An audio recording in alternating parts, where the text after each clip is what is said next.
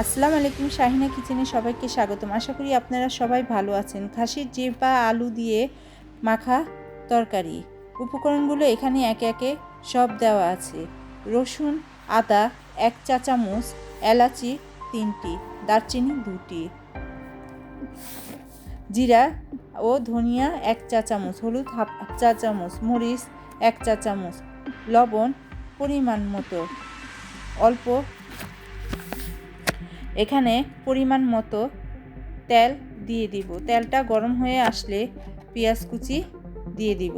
পেঁয়াজ কুচি দিয়ে নাড়াচাড়া করতে থাকবো। হালকা লাল লাল হয়ে ভাজা হয়ে আসলে আদা বাটা, রসুন বাটা দিয়ে দিব।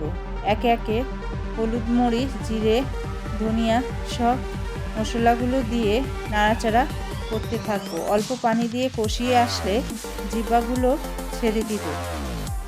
জিহ্বাগুলো ভালোভাবে মাখিয়ে নিব মশলার সাথে। মাখানো হয়ে আসলে পানি 1.5 গ্লাস দিয়ে দিব।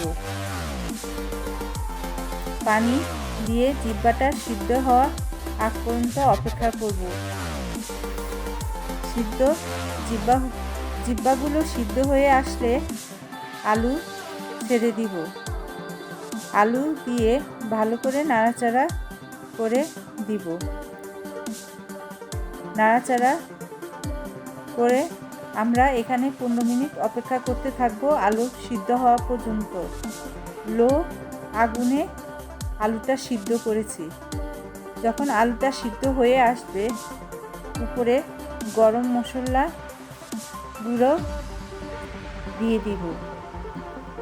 গরম মশলা দিয়ে 3 মিনিট অপেক্ষা করব। তারপর চুলার উপরে নামিয়ে গরম গরম পরিবেশন করব। আমার ভিডিও